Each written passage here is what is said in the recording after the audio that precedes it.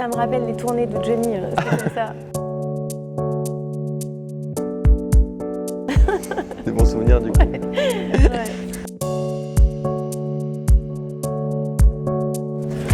Alors bonjour. Bonjour. Alors on est ici au Parc des Expositions à Porte de Versailles pour l'exposition de Johnny Hallyday qui commencera vendredi. Cette exposition, vous dites que vous en rêviez. Alors comment est-ce que naît ce projet de retracer 74 années de la vie de Johnny Hallyday ? Quand Johnny est parti, dans ce long chemin qui était le deuil, j'ai imaginé et rêvé de cette exposition. Ça m'a aidée aussi, ça a été une étape pour moi dans mon deuil. Et puis j'ai mené mon projet jusqu'au bout en essayant de m'entourer des meilleures personnes. C'est vous qui l'avez imaginé. Comment est-ce que ça a été, ça a été imaginé cette exposition ? C'est un travail d'équipe. Il n'y a rien qui est laissé au hasard. Il y a comme une évidence dans le travail, c'est respecter sa vision artistique, ce qu'il aurait fait.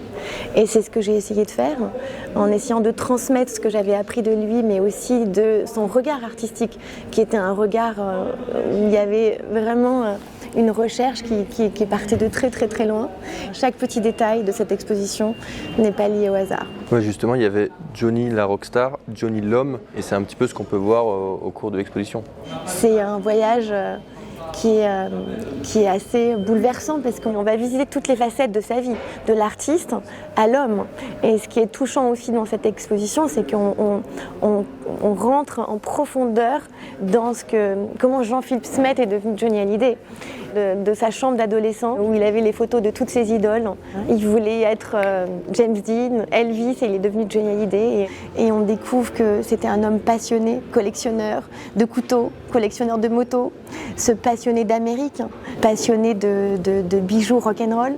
Il y a tous ces bijoux qui sont exposés, dont la croix qui est pour moi une pièce la plus intime de l'exposition, c'est sa croix qu'il a portée pendant 20 ans, qu'il avait fait dessiner lui-même. Et c'était un hommage à Jimi Hendrix. C'est une croix avec un Christ qui est Jimi Hendrix avec une guitare. Elle est exposée comme un Graal, comme le Graal de sa vie. Faire une exposition de Johnny sans musique, sans concert, c'était inconcevable ? Oui, c'est impossible. Il y a une partie très muséale, mais il y a une partie où il y a la musique qui continue à nous faire vibrer. La musique, elle est partout dans l'expo. Et il y a une partie centrale où on est plongé dans ces concerts. On est comme dans une arène et on a l'impression qu'il nous donne un concert en live. Et ça, on voyage en tous les plus beaux moments de scène qui nous a donné. Et comment est-ce que vous avez choisi ces chansons ? C'est ses plus grands succès, c'est des chansons qui vous tenaient particulièrement à cœur ? Oui, on a fait un sondage pour savoir quelle chanson était la plus emblématique et quelle chanson les gens avaient envie d'écouter ou de revivre un concert. C'était essentiel de réfléchir parce qu'il y en a tellement des chansons. Et là, quand on est au milieu de l'arène, c'est assez bouleversant. Ouais. C'est assez trippant comme moment. Il y avait eu ce conseil un jour de Maurice Chevalier, tu soignes ton entrée et ta sortie de scène et entre les deux tu te démerdes. Dans cette c'est une phrase qu'il a accompagnée toute sa vie. Ouais. Là, sa rencontre avec Maurice Chevalier. Il lui a dit petit, tu soignes toujours ton entrée et ta sortie, et au milieu tu te démerdes. Au milieu tu chantes. Et c'est ce qu'il a toujours fait. Il a toujours. Et d'ailleurs, il est parti en soignant sa sortie. Donc c'est. On sait aussi que c'était un grand passionné d'acting qui voulait, étant jeune, devenir acteur. Absolument, il y a une partie cinéma aussi dans l'expo. Donc ça, c'était important parce que Johnny, il était un tel passionné de cinéma. Et puis, au début, il ne voulait pas être chanteur, il voulait être acteur. Un peu comme Elvis. C'était sa vie aussi. Et il s'est tellement nourri de ses idoles au cinéma. Et il a tourné avec les plus grands réalisateurs français. Il était fier de ça. On visite toute sa carrière cinématographique qui est quand même très grande. Il y a plus de 40 films qu'il a tournés. Vous disiez que c'était un long travail, il y a eu 3 ans de recherche pour pouvoir créer cette exposition. Et comment est-ce que vous avez choisi les pièces ? Déjà, Johnny est un grand collectionneur et un conservateur aussi. Dans les années 2000, j'ai gardé une pièce dans notre maison pour exposé tous les costumes de scène de Johnny, tout ce qu'il avait gardé. J'ai commencé à chercher, ça a été un long chemin pour moi, à chercher comment je pouvais récupérer des costumes que Johnny n'avait plus.